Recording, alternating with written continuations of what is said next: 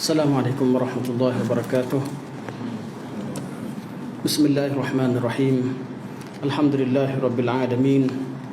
Nahmadullaha ta'ala wa nashkuruh wa nusalli wa nusallimu ala sayyidina Muhammadin alladhi ballagha risalah wa adda al-amanah wa nasaha al-ummah hatta atahu al-yaqin wa ala alihi wa sahbihi ajma'in.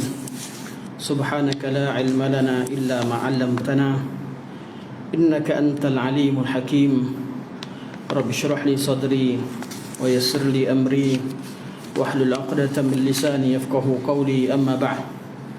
Yang dimuliakan pengurusi, tuan kuasa, tuan-tuan imam, tuan-tuan haji, puan-puan hajah, ustaz-ustaz, ustazah, hadirin hadirat, mukminin mukminat yang dirahmati Allah. Pertamanya, mari kita merafakkan setinggi-tinggi kesyukuran kepada Allah Subhanahu wa taala kerana dengan hidayah taufiknya dapat kita meneruskan kuliah kita pada malam ini. Saya risau tadi, memang jangka di luar jangkaan. Saya sendiri tadi bersama dengan kawan-kawan membantu mangsa banjir di Nanding. Jadi bila keluar tu tengok sampai rumah pukul 6.55. Saya cantiklah tak, 6.55, tukar baju apa kejap ke sini. Tengah jalan makin lama makin tak sampai-sampai. Sampai pukul 7 lebih masih lagi saya ada di, dah pukul 7 saya masih ada di Nirvana Semenyih. Sebab ke arah, daripada arah sini memang penuh dah. Memang tak boleh nak lalu, kena lalu ke arah Semenyih patah balik ke sini. Jadi walaupun saya ni saya balik tak sempat nak uruskan ni, walaupun nampak berjubah, sebenarnya dalam ni baju kotor. Minta maaf banyak-banyak, tapi bukan yang aja lah, cuma lumpur-lumpur je lah. Mohon maaf. Dan Alhamdulillah Allah baik, sempat tiba-tiba lori yang lambat tu tiba-tiba dia berhenti, dia minta wang lalu. Alhamdulillah cik sempat lalu belakang lori tadi. Allah mudahkan urusan. Okey, hari ini kita sambung tadabbur dan tafsir surah Al-Alaq. Surah Alaq atau surah Iqra. Kita membicarakan tentang ayat Quran pertama yang Allah Subhanahu wa taala turunkan. Ayat paling awal turun 5 ayat daripada surah Al-Alaq. Iqra bismi rabbikal ladzi khalaq sampai 'allamal insana ma lam ya'lam. Ayat ini fokus utama cerita tentang ilmu. Kemudian ayat kedua turun, ya ayyuhal muzammil qumul laila illa qalila. Ayat berkaitan dengan wahai orang yang berselimut, bangunlah pada waktu malam kecuali sedikit. Ayat ini berkaitan dengan ibadah. Dan ayat seterusnya, ya ayyuhal muddaththir qum fa'anzir, wahai yang berselimut, juga artinya selimut, bangun dan beri peringatan. Ayat ini berkaitan dengan dakwah. 3 ni adalah asas kepada kejayaan keseluruhan kehidupan manusia di atas muka bumi ini. Pertama, ilmu. Dari ilmu lah lahirnya iman. Sebab tu dalam ayat Quran sama ada Allah ingatkan tentang ilmu ataupun iman, kerana ilmu dan iman tu bersama. Tak boleh iman terpisah daripada ilmu. Orang-orang yang sesat mereka beriman dengan perkara yang salah.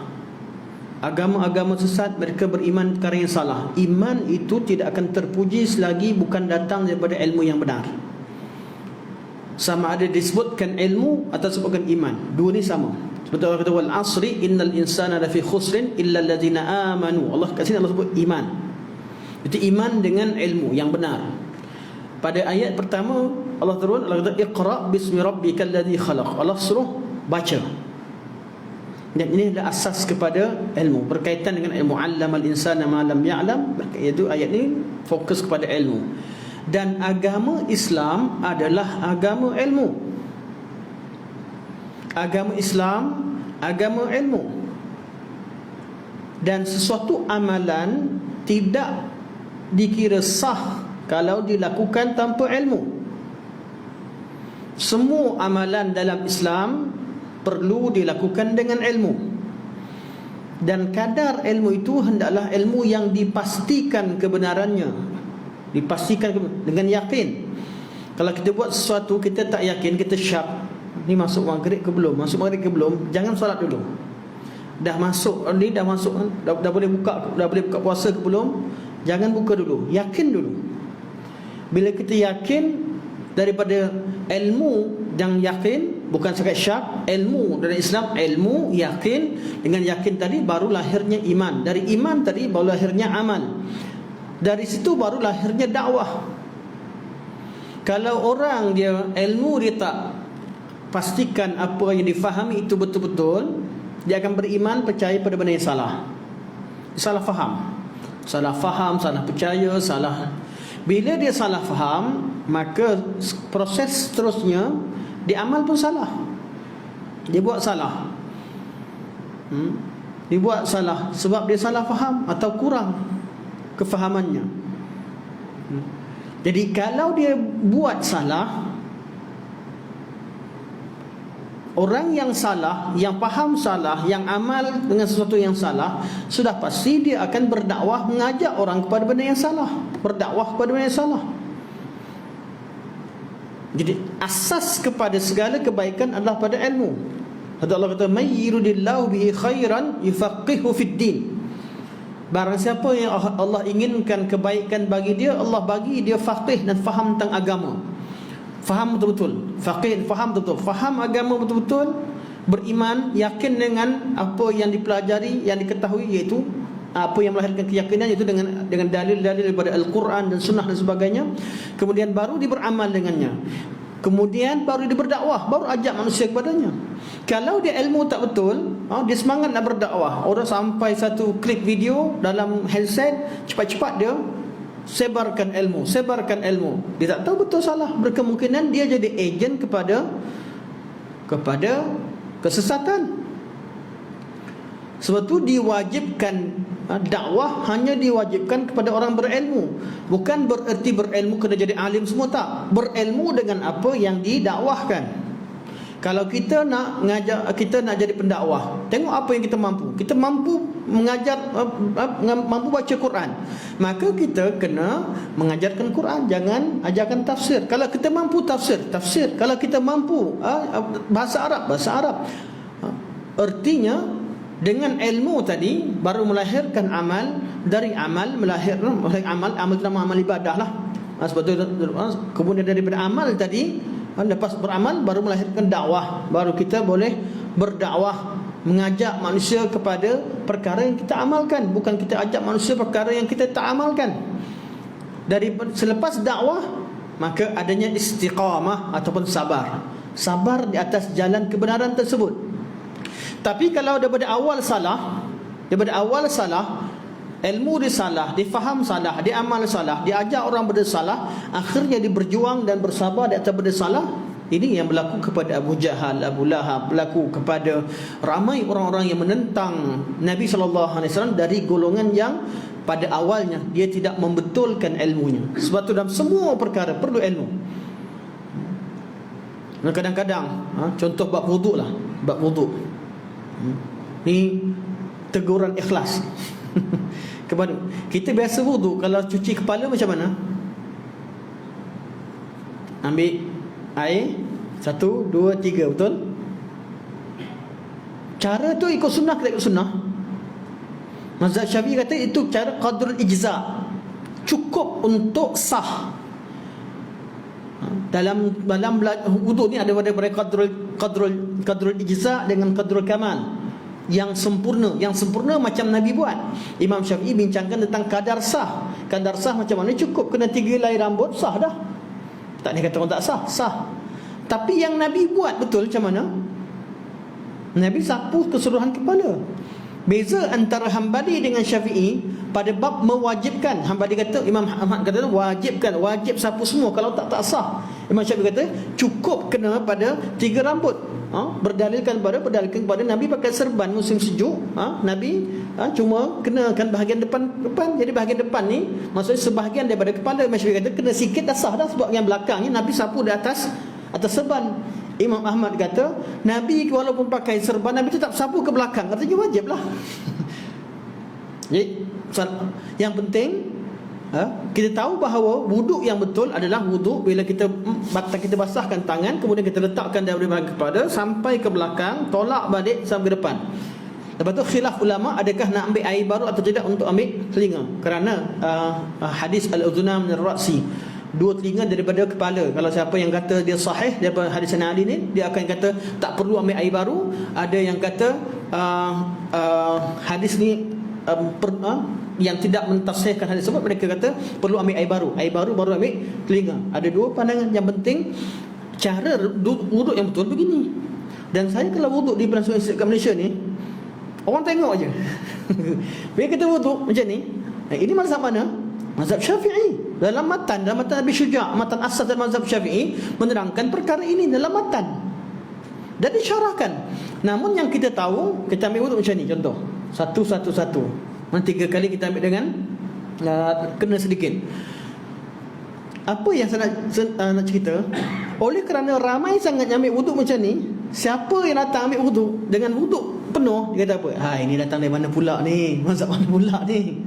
Sedangkan dan ramai pun pakcik-pakcik yang menegur.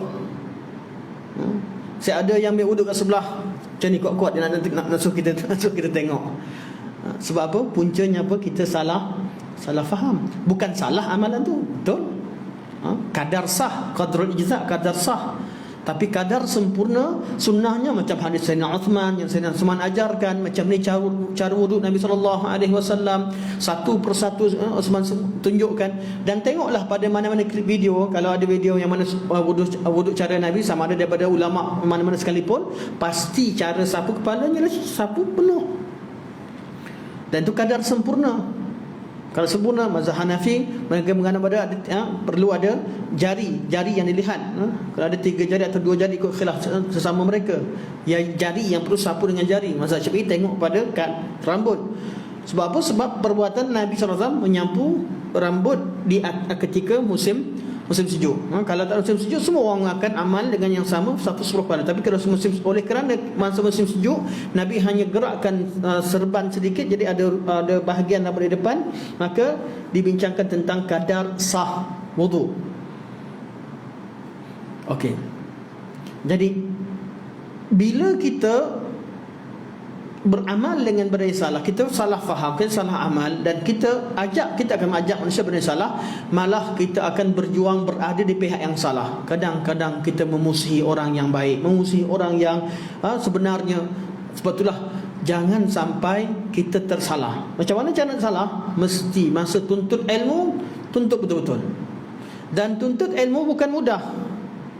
Ada orang dia nak cukup, dia tengok satu, baca, dengar aku dia sekali bab tu, aku tahu, habis dah. Tidak. Proses tuntut ilmu Nabi sebut sebagai iltimas. Man salaka tariqan yaltamisu fihi ilman, barang siapa yang bersusah payah ambil jalan dan meraba-raba cari ilmu. Kita nak tahu, cuma sangat angkat tangan je, ada ustaz kata angkat begini, ada ustaz kata angkat begini. Kita pun pening mana satu ustaz, mana satu betul. Letak kat sini je, ada ustaz kata letak dia ada yang kata letak di atas bahagian perut, ada yang kata di bawah, ada yang lurus. Kita perlu belajar. Cuma orang awam mudahnya macam mana? Untuk orang awam, apa dia orang awam? Dia belajar nak amal, bukan dia nak ajar, bukan nak bergaduh. Dia bukan nak debat. Dia hanya untuk dirinya. Amanu wa amilus salihat. Ini nama orang awam. Dia belajar untuk dirinya. Sebab itu namakan belajar fardu ain. Dia tidak diwajibkan untuk mengajarkan kepada orang. Orang awam cukup ikut kepada ulama yang dipercayai. Yang paling mudah sekali, ulama besar seluruh dunia iktiraf 4 mazhab. Ikut pada mazhab, selagi ikut mazhab ikut. Tapi bagi yang nak sampai pada proses mengajarkan, dia ada dua. Sama ada yang mengajarkan yang alim boleh ijtihad, kebanyakannya tidak, kita ikut pada mazhab tertentu sebagainya. Namun bila sampai pada bab watawasau bil haq ni, kadang-kadang bila berlaku perselisihan, biarkan hanya ahli ilmu bercakap sesama mereka. Yang jadi pening agama nampak macam banyak sangat umat sekarang bergaduh. Bukan umat, tu ikhtilaful juhala, perbezaan pandangan di kalangan orang jahil. Bukan ulama. Kalau bagi kepada ulama, mereka tahu kat mana kadar perbezaan sebenarnya. Tak perlu sampai lepas tu yang banyak berlaku maki-maki sebagainya sampai dalam padahal cerita pasal ilmu je pun. Cerita pasal ilmu benda bagai sunnah. Belajar tidak menyebabkan sebab tu orang belajar fiqh muqaran, fiqh perbezaan perbandingan dalam mazhab, fiqh muqaranah dalam mana sekalipun, itu satu mata pelajaran yang memurnikan, bukan bergaduh. Tapi bila diberikan ruang pada orang awam membincangkan perkara khilaf dan mereka berlagak seperti pandai, menyebabkan mereka tak tahu apa yang mereka katakan. Yang penting aku menang, yang penting pihak aku menang, menyebabkan bergaduhlah manusia banyak dalam media sosial. Betul, iqra, baca betul-betul. Nak ilmu, start dengan baca, iqra. Baca apa? Allah sebut iqra, baca. Allah tak sebut, Allah perintahkan baca. Tapi baca apa? Maf'ulun bihnya tak disebutkan. Baca Quran, baca buku sejarah, baca buku matematik, baca buku apa? Allah tak sebut. Agama Islam menggalakkan kita baca semua perkara. Yang paling atas sekali Al-Quranul Karim, Sunnah Nabi SAW, buku-buku fiqh, buku-buku tarikh, buku-buku sirah, buku-buku balaghah, apa sahaja ilmu yang ada baca. Termasuk buku-buku umum, termasuk baca panduan-panduan umum, apa sahaja baca. Syaratnya satu, Allah tak letakkan apa, Allah tak syaratkan apa dibaca. Walaupun ada bab lain dibincangkan berkaitan dengan Allah yang paling utama. Kita kata ayat seterusnya, Bismillahirrahmanirrahim, khalaq.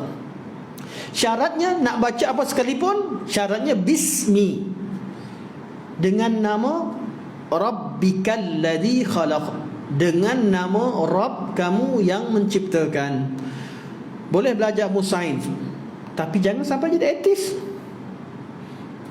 Belajar ilmu sains, tahu tentang rahsia alam, tahu tentang ayatul kauniyah, ayat-ayat kauniyah, balik semula mempersoalkan Al-Quran, mempersoalkan ajaran Islam, mempersoalkan sunnah Nabi SAW, baru tahu belajar tentang gerhana matahari disebabkan oleh bulan menutupi cahaya matahari sampai ke bumi. Baru tahu sikit dah persoalkan hadis Nabi. Kenapa Nabi lari? Kenapa Nabi nak khutbah? Kenapa Nabi cerita tentang azab? Ini kan cuma perselisihan, cuma hanya pergerakan yang normal.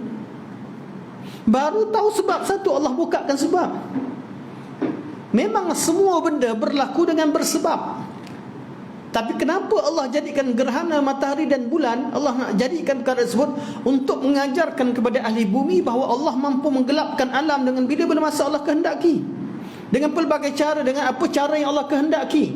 Mungkin gelap sebab matahari, sebab bulan tutup cahaya matahari.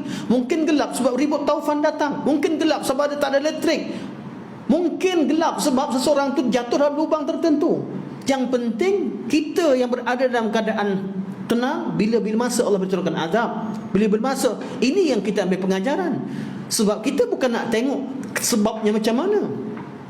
Kita sendiri kalau nampak orang mati, oh mati kena tikam, memang sebabnya kena tikam. Tapi kenapa dia kena tikam? Mesti ada sebab di sebaliknya. Memang puncanya mati kena lenyek dengan lori, mati sebab lemas, mati sebab ni. Memang mati ada sebabnya.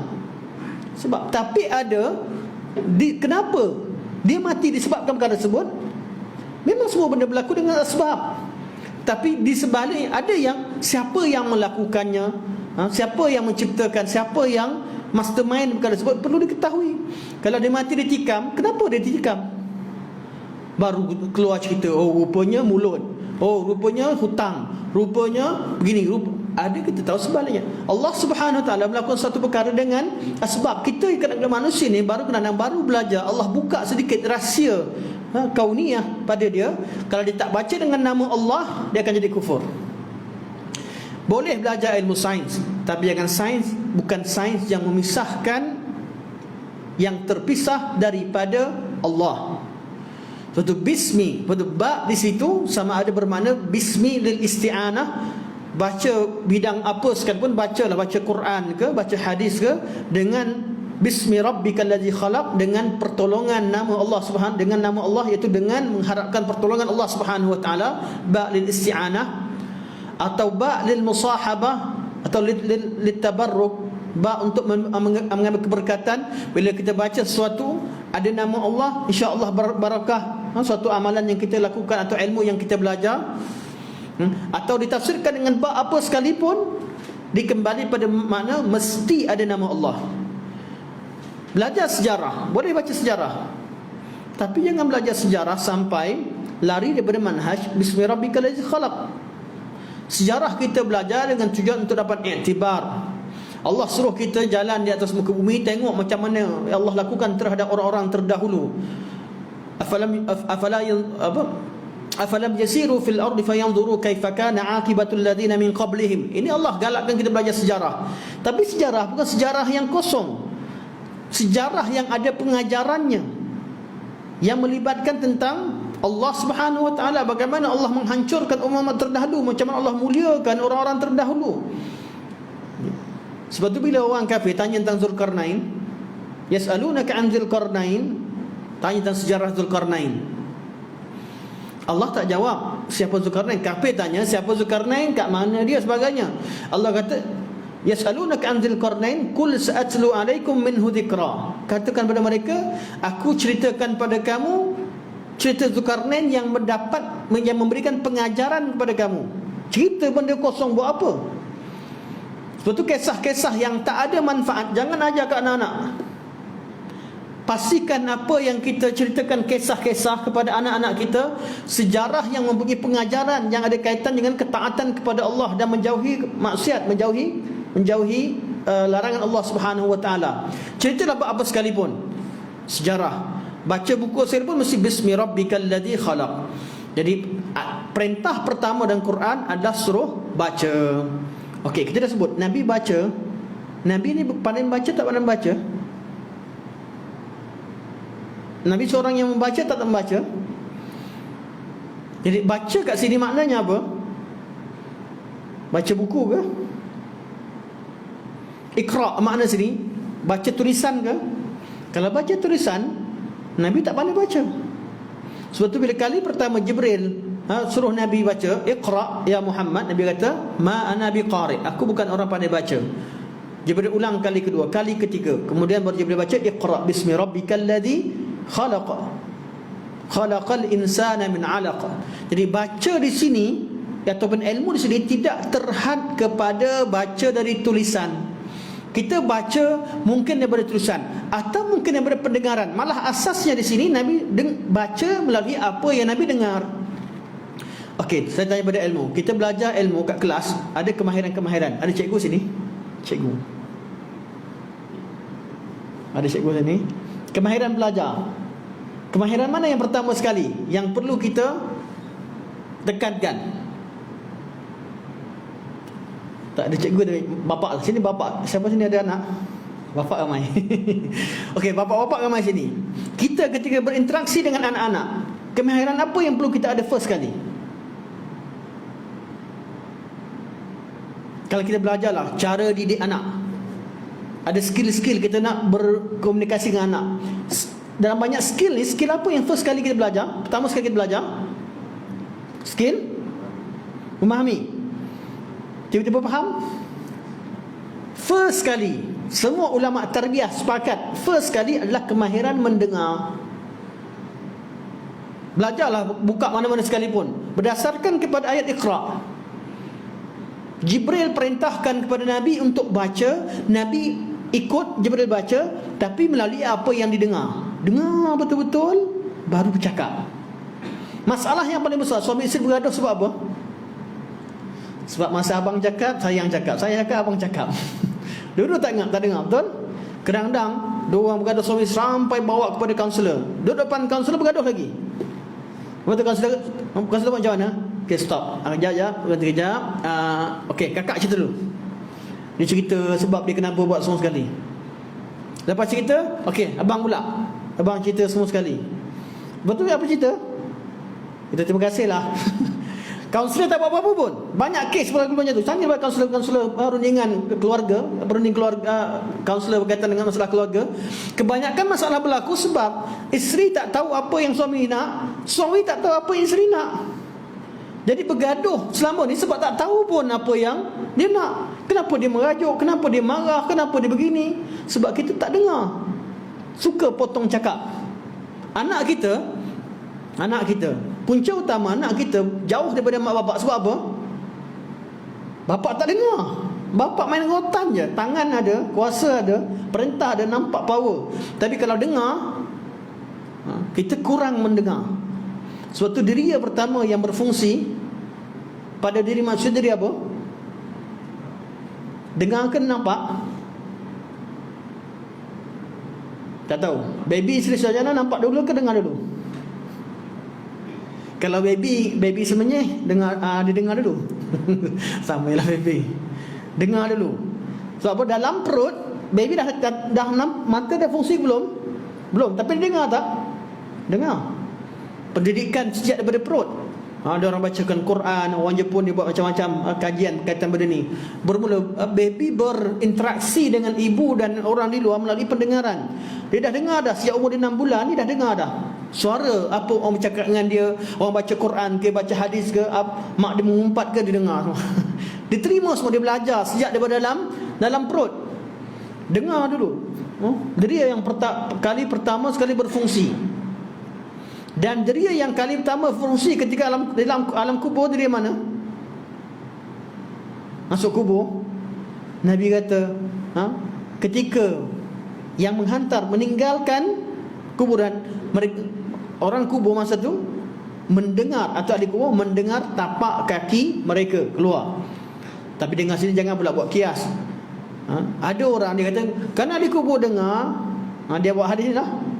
Last sekali ajak orang pergi minta kat kubur. Saya memang pantang buat ni. Memang dengar, tapi dengar terhad pada keadaan yang Nabi beritahu pada kita. Bukan kita boleh kiaskan perkara gaib. Jangan pula pergi ke kubur ni, pergi cakap, mak saya sedih mak, Along buat saya mak, dia tak bagi harta kat saya mak. Dia cakap dengan mak buat apa benda ni? Tak betul.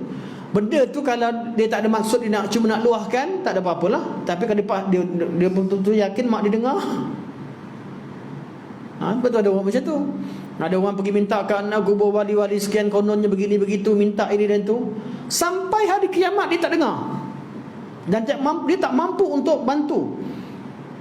Nak berkhidmat, nak luah, nak dengar semua sekali, nak bercakap kat dunia ni. Cerita betul-betul. Dah meninggal doakan. Okey, balik pada tajuk pendengaran. Diri pertama yang berfungsi dalam perut adalah diri pendengaran. Diri pertama yang berfungsi ketika kita meninggal, setelah kita mati, adalah diri pendengaran. Diri yang berfungsi 24 jam. Okey, tuan-tuan, kalau orang tidur, berjoget depan dia dengan jerit kat telinga dia, yang mana lebih cepat untuk kejutkan dia? Kita pergi buka mata dia, dia tengah tidur kan, buka mata dia, dengan kita jerit kat telinga dia, yang mana lebih cepat? Jerit. Sebab telinga ni dia berfungsi 24 jam. Kalau kita tidur, kita tak nampak apa yang berlaku depan mata kita, tapi kita dengar. Sampaikan apa orang cakap masuk mimpi. Sebab otak kita rehat, semua rehat, telinga tak rehat. Mata suruh dia rehat, kita tutup mata. Telinga macam nak tutup? Sumbat pendengar lagi ujung-ujung telinga. Betul tak? Sebab tu fungsi pertama ketika kita mengajarkan, dengar. Benar belajar bahasa sekalipun, dengar. Kesilapan ramai budak-budak kita belajar bahasa Arab. Kenapa tak pandai-pandai cakap Arab? Sebab kita fokus kepada tulisan. Baca boleh baca, sampai pada nombor terdiam. Sebab dia tak ada huruf. Belajar bahasa Inggeris, boleh baca semua sekali, sampai pada nombor je terkial-kial nak bunyikan. Macam mana nombor? Sebab apa? Sebab kita fokus pada. Sebenarnya bahasa bermula daripada sama'i, apa yang kita dengar. Okey, balik kepada ayat ni. Allah kata iqra. Iqra sini baca. Baca dari apa yang kamu dengar. Itu asas. Maksudnya sebut, dengar, betul-betul dengar, kemudian baru bercakap. Dengar ilmu betul-betul, baru sampaikan. Sebab tu di kalangan perawi-perawi lebih banyak yang sadar, maksudnya dihafal dan disampaikan, lebih ramai daripada yang dabtul kitab, daripada yang catat. Di kalangan sahabat-sahabat Nabi yang catat cuma Abdullah bin Amr dan beberapa orang sahabat yang lain yang catat. Ramai juga lah, tapi tak ada. Yang lebih ramai yang menghafal. Abu Hurairah menghafal. Okay. Itulah asas kepada ilmu. Anak-anak kita, nak ajar anak kita tulis dulu ke, atau nak ajar anak kita baca hafal Quran dulu? Satu kesilapan mak bapak, bila anak tu lambat membaca, kita kata dia bodoh. Budak ni lambat, kenal silap. Budak ni first kali hafalan itu yang asasnya hafal. Budak cepat tangkap, dia hafal. Kalau anak kita dapat hafal, tiba-tiba dia nyanyi lagu hendaklah, hendak zaman dulu. Artinya normal. Asas, itulah asas ilmu. Sebab tu kan nak belajar bahasa bukan melalui sekolah, dia belajar dengan mak bapak dia, sebab sama'i. Ini asas kepada ilmu. Dia bercakap bahasa apa sekalipun, dia berdasarkan apa dia dengar. Jadi beri tumpuan kepada pendengaran. Nak dengar apa? Dengarlah kalamullah, dengar nama Allah, dengar ayat Allah, dan biar dia ulang balik. Iqra bismi rabbikal ladzi khalaq. Dia dengar, dia baca, dia dengar, dia baca. Ini adalah perintah Allah. Asas. Iqra bismi rabbikal ladzi khalaq. Boleh tak iqra dimaknakan dengan makna membaca? Boleh. Kalimah qara'a boleh erti membaca daripada buku, boleh bererti membaca ataupun sebutkan apa yang kita dengar semula, atau ertinya mengkaji, istiqra'. Kita kaji alam, tengok satu benda kaji, betul-betul juga iqra'. Jadi yang penting semuanya kajian. Cuma asasnya Nabi SAW dengar dengan Nabi terima ilmu tidak melalui tulisan, Nabi terima ilmu melalui pendengaran. Iqra' bismi rabbikal ladzi khalaq. Rabb, bila sebut Rabb, biasanya Allah akan sebutkan sifat rububiyahnya. Rabbikal ladzi khalaq. Khalaq adalah sifat utama rububiyah. Dan saya di mana-mana sekalipun saya selalu sebut, saya mempertahankan kaedah rububiyah, uluhiyah dan asma sifat dalam memahami, dalam mengenali sifat Allah. Dan itu asas yang sangat cantik. Kalau kita belajar tadabbur, kita jumpa kalimah Rabb, bismi rabbika, Rabb akan ada khalaq, iaitu sifat rububiyah Allah Subhanahu wa taala. Allah tu Rabb, Tuhan yang memiliki sifat-sifat kesempurnaan, sifat-sifat ketuhanannya dalam mentadbir alam ini. Bila sebut Rabb, rububiyah artinya Allah mencipta, Allah memelihara, Allah Subhanahu wa taala mentadbir alam. Jadi asas kepada rububiyah adalah ciptaan. Kenapa disebutkan sini dalam sifat rububiyah Allah yang begitu banyak? Sebab rububiyah artinya Allah Subhanahu wa taala memiliki segala perbuatan kesempurnaannya. Allah mencipta, Allah mentadbir, Allah memelihara, Allah memberi rezeki, Allah mengangkat. Semua perbuatan Allah dinamakan tauhid ar-rububiyah. Kenal Allah melalui perbuatannya, iaitu dengan tengok alam. Tengok alam, Allah ciptakan manusia yang kesempurnaan. Itu perbuatan Allah Subhanahu wa taala. Kita tak tahu, tak nampak perbuatan Allah, kita tak tahu bagaimana zat Allah. Yang kita nampak kesan ciptaan Allah Subhanahu wa taala. Tuan-tuan tak kenal siapa tukang, siapa yang buat Masjid Nabawi. Tuan-tuan kenal ke nama engineer Masjid Nabawi? Tak kenal. Tapi pergi ke Masjid Nabawi, nampak hasil ciptaan yang sangat teliti. Tuan-tuan kagum atau tidak? Kagum. Kita tengok nampak ciptaan tadi, kita akan tahu bahawa yang menciptanya ialah betul-betul seorang arkitek yang berpengalaman, arkitek yang mahir, betul tak? Kita kenal, kita baca buku. Saya tak kenal siapa buku saya, tengok buku, Masya Allah, formula-formula berkaitan dengan buku yang sangat baik. Kita tahu penulisnya seorang yang hebat. Melalui apa? Melalui kesan yang ditinggalkan. Untuk tauhid rububiyah, Allah perintahkan kita untuk tengok alam, tengok ciptaan Allah Subhanahu wa taala.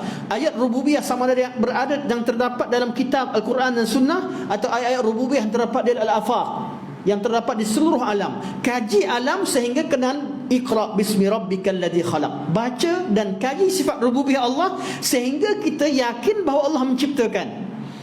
Jangan jadi golongan etis yang baca kemudian lupa Allah ciptakan.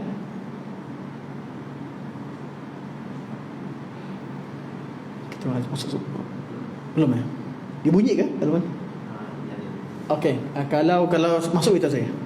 Kita stop untuk azan. Jadi golongan etis, kenapa zaman boleh wujud golongan etis? Sepatutnya semua orang yang jadi pakar sains dia akan kenal Allah. Puncanya puncanya golongan-golongan etis, iaitu golongan-golongan yang bodoh. Kalau ada etis tengok tak ada etis tengok pun, tengok view tak ramai. Kalau ada etis tengok, saya cakap kalian bodoh. Tapi kebodohan itu dijenamakan. Allah Subhanahu Wa Taala tidak mengiktiraf kewujudan golongan etis. Golongan etis adalah golongan yang terpinga-pinga, golongan yang tak tahu ke mana dia pergi nak sembah siapa, golongan yang jahil. Betul Allah sebut golongan orang kafir, lam yakunil ladina kafaru min ahlil kitab wal musyrikin munfakin hatta ta'tiyahumul bayyinah. Tidaklah orang-orang kafir dari kalangan ahli kitab dan musyrikin meninggalkan cengkaman agama asal mereka sehingga kamu sampaikan keterangan yang nyata. Jadi Allah namakan golongan kafir kafaru min ahlil kitab wal musyrikin. Ada dua saja, ahli kitab atau musyrikin. Golongan etis, mereka ni golongan yang tidak ada arah, golongan yang tak tahu apa-apa, golongan yang jahil, golongan yang tak mampu buat keputusan. Sedangkan hati dia sendiri meronta-ronta. Yang sekarang ni golongan yang paling banyak sekali makan ubat penenang jiwa siapa? Etis. Ini kajian, bukan kan? Tuan-tuan boleh tengok kajian. Orang yang beragama ada masalah malam sekarang ni, kawan-kawan, sahabat-sahabat kita sebahagian dari mereka ditimpa dengan musibah. Dan apa mereka buat? Ya Allah, ada yang azan, ada yang menyembah Allah, ada yang suruh berdoa kepada Allah. Doa tadi hilangkan duka, doa tadi menghilangkan, ada tempat dia mengadu, tahu ada tempat bergantung.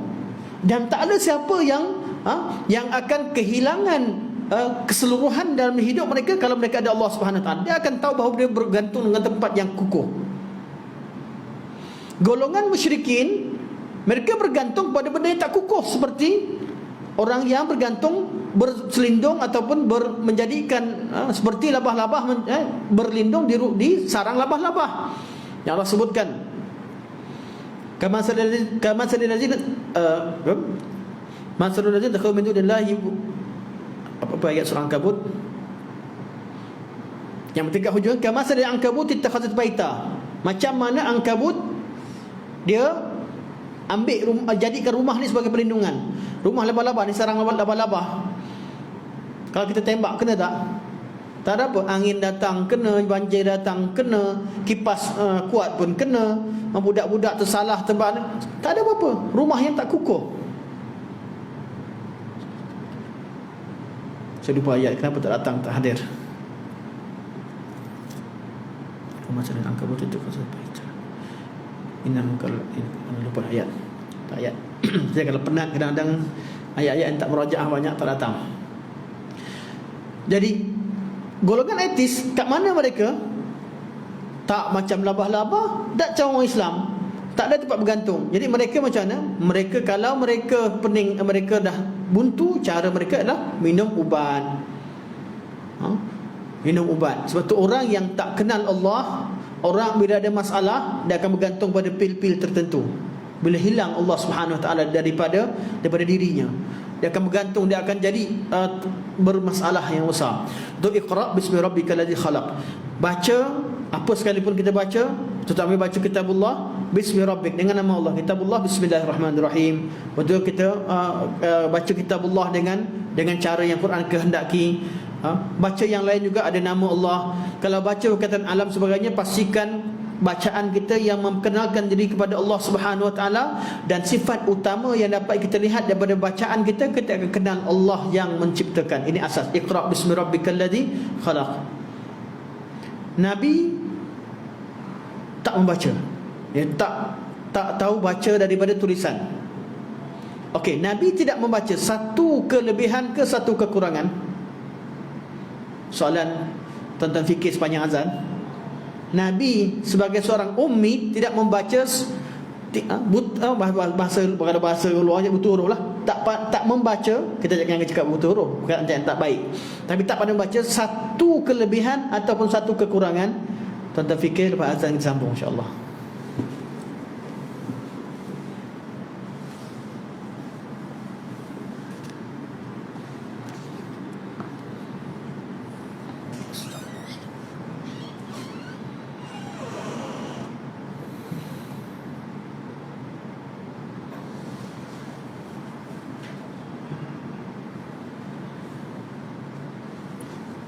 Allahu Akbar, Allahu Akbar,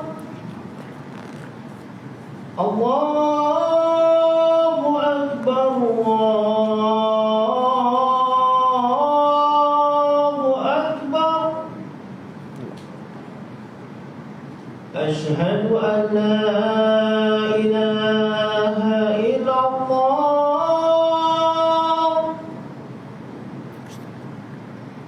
Asyhadu an la ilaha illallah.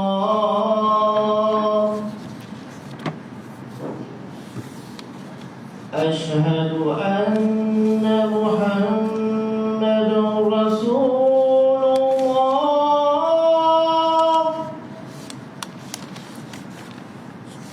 Asyhadu anna Muhammadur Rasulullah.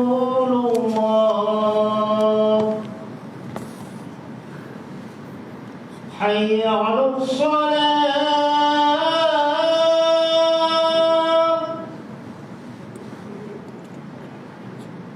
Hayya 'alas shalah.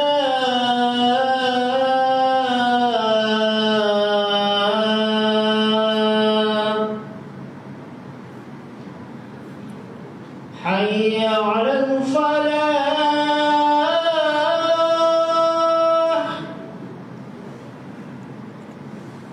Hayya 'alal falah.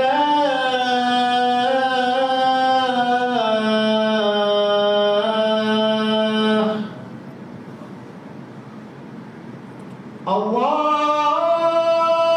Akbar, Allahu Akbar. La ilaha illallah.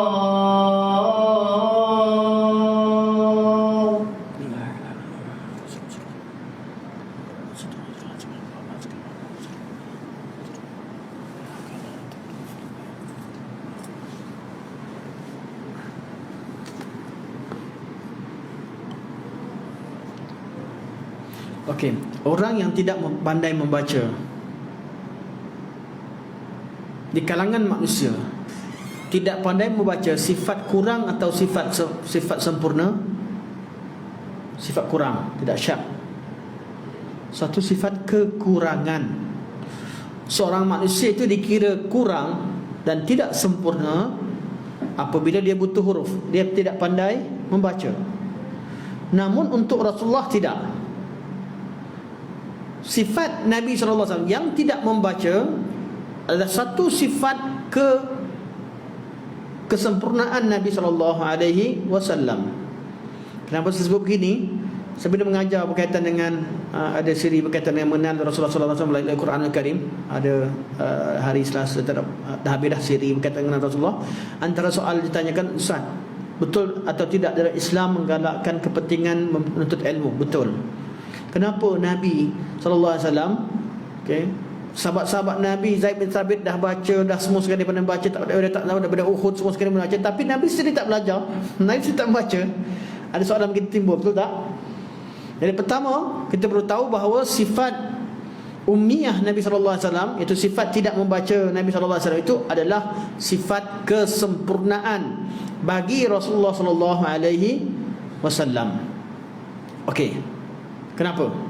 Pertama, saya dah sebut pada yang lepas, secara umum, kalau sifat itu satu sifat kekurangan pada zaman Nabi SAW, mesti golongan munafik, golongan musyrikin, golongan Yahudi, golongan Nasrani akan templak Nabi sebab Nabi tak pandai baca. Pernah ada orang yang kutuk Nabi sebab Nabi tak pandai baca pada zaman Nabi, sedangkan musuh Islam ramai? Tidak. Satu, sifat membaca itu bukan satu keutamaan dan yang ada pada zaman tersebut. Sebab bangsa Arab walaupun tidak membaca, ramai tak pandai membaca, tapi mereka mampu bermusafir, mampu berjalan di tengah padang pasir yang luas, daripada rihlat syita' wa saif, daripada Yaman, daripada utara Arab, daripada Syria, Dimashq, di utara sana sampai ke Yaman. Mereka berjalan di padang pasir tanpa sebarang isyarat, tanpa sebarang, lalu di tengah padang pasir mereka mampu bergerak. Walaupun tidak pandai membaca, namun mereka menapakkan kaki mereka dalam istana Rom, istana Parsi sebagai tetamu-tetamu istimewa. Walaupun tidak, Allah berikan kelebihan yang lain kepada bangsa Arab pada zaman tersebut, iaitu mereka membina tamadun mereka dengan kekuatan hafalan yang Allah berikan kepada mereka, kekuatan otak mereka luar biasa. Luar biasa, itu pertama. Dari segi masyarakat Arab itu sendiri, secara fitrah ketika itu orang Arab kuat hafalannya. Yang kedua, kenapa Allah Subhanahu wa taala tidak perintahkan Nabi untuk belajar membaca, dan Nabi sendiri tidak belajar membaca? Kalau Nabi belajar, Nabi pandai tidak? Pandai.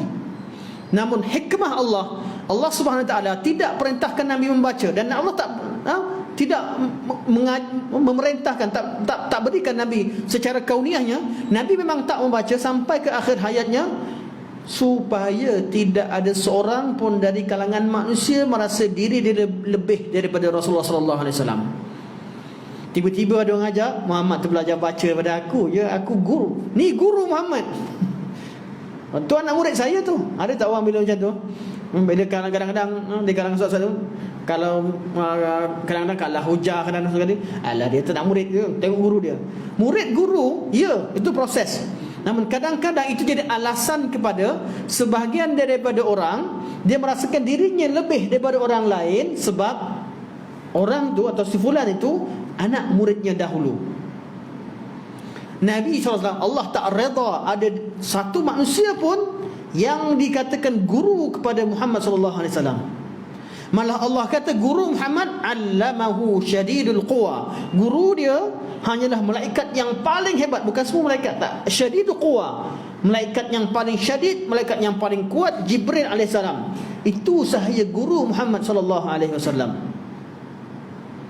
Tidak ada seorang pun merasa dirinya lebih daripada Nabi. Itu sebab kesempurnaan Allah jaga Nabi SAW.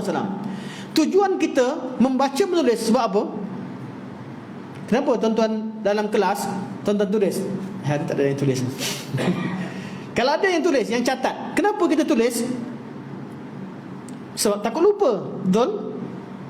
Allah kata sanuqri'uka fala tansa. Untuk Nabi Muhammad, aku akan bacakan pada kamu ilmu dan kamu takkan lupa. Kalau Nabi terlupa dalam solat, semata-mata Allah turunkan syariat baru, nak ajarkan cara untuk sujud sahwi dan sebagainya. Tapi Nabi lupa tidak? Fala tansa. Jadi bila Nabi tak membaca, tiba-tiba Nabi SAW tak lupa, Nabi tak catat, tapi Nabi tak lupa. Satu kelebihan ke satu kekurangan?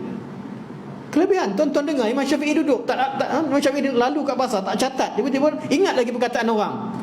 Hafalan yang kuat. Ad-Daraqutni buat 2-3 benda serentak, sambil solat, sambil dengar pelajar tasbih, sambil tegur dengan tangan dia sambil solat. Sayangnya beliau dengan solat, ruang masa kosong tak nak biarkan, nak sembahyang, sambil dengar, sambil tasbih, belajar hafal, sambil solat. Ad-Daraqutni, kekuatan hafalan yang luar biasa. Kalau bercakap dengan 2-3 orang, dia tasbih serentak, dia boleh tegur semua serentak. Sedang cakap dengan benda yang ni, dia sedang tinggal dengan yang lain. Allah berikan sebahagian daripada orang ada kemampuan begitu. Jadi Nabi SAW tidak membaca bukan satu kekurangan. Nabi, kita tujuan kita membaca supaya dapat ilmu. Sekarang siapa yang paling alim? Guru manusia keseluruhan siapa? Nabi Muhammad. Walaupun Nabi tak baca, tapi Nabi bukan orang jahil. Ilmu ada. Walaupun Nabi tak catat, tapi Nabi tak lupa. Walaupun Nabi SAW tidak diajarkan, tidak pernah belajar dengan mana-mana manusia, namun Nabi diajarkan langsung oleh Allah melalui malaikat, ketua malaikat secara keseluruhannya, iaitu Jibril AS.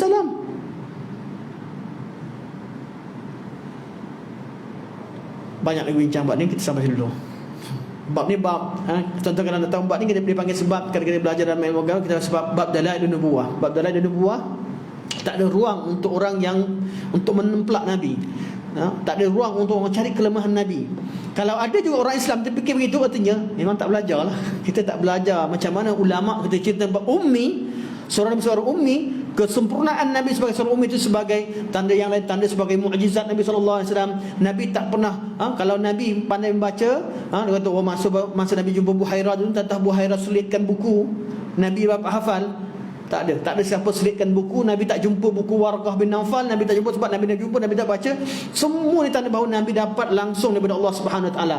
Dengan Nabi tidak membacalah kesempurnaan agama ini terpelihara, dan mukjizat Nabi SAW menyampaikan wahyu itu semua kerana Nabi ummi. Jadi ummi untuk Nabi SAW adalah satu kemuliaan. Namun ummi untuk umat Muhammad satu kekurangan. Jangan pula lepas ni aku nak jadi jangan pula aku nak jadi ummi. Tak. Nabi selain daripada Nabi suruh baca. Sebab tu semua khulafaur rasyidin adalah kutabul wahyi. Abu Bakar, Umar, Uthman, Ali, semua penulis wahyu. Semua Nabi suruh baca. Sebab apa? Sebab memang itu yang Allah kehendaki. Umat Muhammad wajib membaca Iqra bismi rabbikal ladzi khalaq. Sampai sini dulu. Semoga Allah jadikan pertemuan kita pertemuan yang manfaat, yang baik daripada Allah Subhanahu Wa Taala, yang lemah kurang daripada saya sendiri. InsyaAllah pada pertemuan akan datang kita sama ayat kedua, khalaqal insana min alaq. Ayat kedua saya akan baca laju. Kalau tak habislah surah Al-Alaq ni. Ke 19 pertemuan surah Al-Alaq je. Okey, insya-Allah sampai sini aja. Subhanallah walhamdulillah asyhadu an la ilaha illa anta astaghfiruka wa atubu ilaik. Wa sallallahu alaihi wasallam Muhammad wa ala alihi wa sahbihi wa baraka wa sallam. Alhamdulillahirabbil alamin. Wassalamualaikum warahmatullahi wabarakatuh.